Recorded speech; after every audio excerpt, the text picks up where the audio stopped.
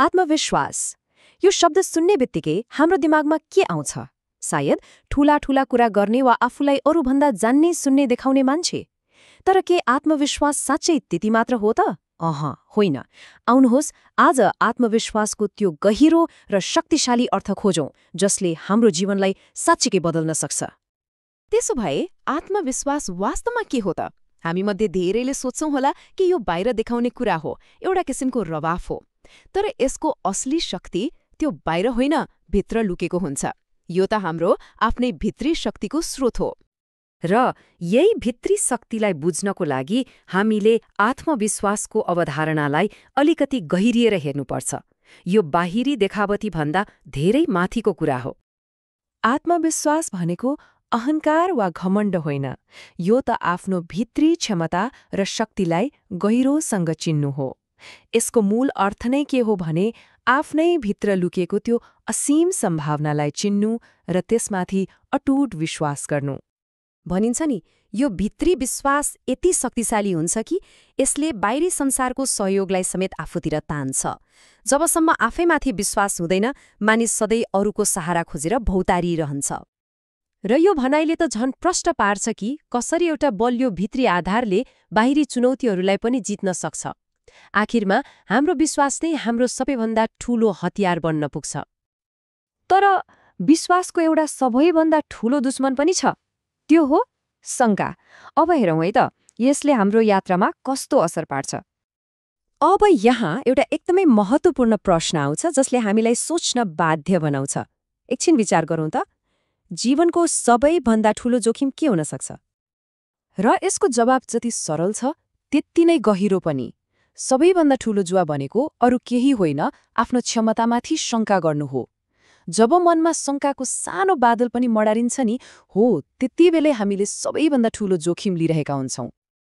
त्यसो भए यहाँ बुझ्नुपर्ने कुरा के हो भने आत्मविश्वास कुनै जादुले आउने कुरा होइन। यो त एउटा बिरुवा जस्तै हो जसलाई हरेक दिन लगन र मेहनतले मलजल गरेर हुर्काउनुपर्छ। र यही कुरालाई यो भनाइले कति सुन्दर तरिकाले समेट्छ। विश्वासको जरा जति गहिरो भयो, सफलताको रुख पनि त्यति नै अग्लो र विशाल हुन्छ। ल, अब यही कुरालाई अझै राम्ररी बुझ्न एउटा सानो कथा सुनौ है त। कथा सुरु हुन्छ एक मूर्तिकारबाट, जसले जंगलबाट 2वटा उस्तै उस्तै ढुङ्गा लिएर आए। जब मूर्तिकारले काम सुरु गरे, पहिलो ढुङ्गामा छिनाको पहिलो चोट पर्न साथ त्यो त पीडाले चिच्याउन थाल्यो। उसले हार मान्यो र मूर्तिकारलाई भन्यो, मलाई छोडिदेऊ। तर दोस्रो ढुङ्गा उसले भने बेग्लै बाटो रोज्यो। उसले हरेक चोटलाई सह्यो, आफूलाई रूपान्तरण हुन दियो र मूर्तिकारको कामलाई चुपचाप स्वीकार गर्यो। अब हेरौँ त उनीहरूको भाग्यमा कस्तो फरक पर्यो। पहिलो ढुङ्गा जसले हार मान्यो, त्यसलाई मन्दिर बाहिर नरिवल फुटाउन राख्यो। उसले हरेक दिन चोटै चोट खाइरह्यो। तर दोस्रो ढुङ्गा जसले सह्यो, त्यो एउटा सुन्दर मूर्ति बन्यो र मन्दिरभित्र पुजिन थाल्यो। एउटै निर्णय र दुवैको भविष्य कति फरक। यो कथाको सार एकदमै स्पष्ट छ, होइन त? आजको कठिनाई सहनेले भोलि सम्मान पाउँछ। जो भाग्छ उसले सधैँ चोट खान्छ, तर जो टिक्छ उही पुजिन्छ। अब यति कुरा बुझिसकेपछि हामी हाम्रो छलफलको अन्तिम तर सबैभन्दा महत्त्वपूर्ण खण्डमा आइपुगेका छौं।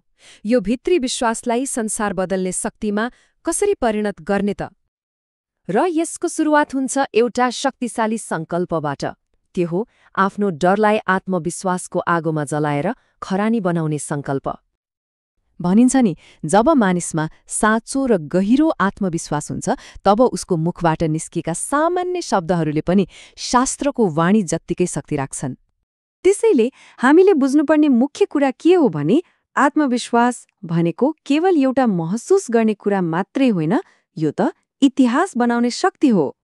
र यहीँनेर यो छलफलले हामी सबैलाई एउटा गहिरो प्रश्न सोध्न छोडिदिन्छ। त्यो हो, आफ्नो विश्वासले कुन इतिहास बनाउने त?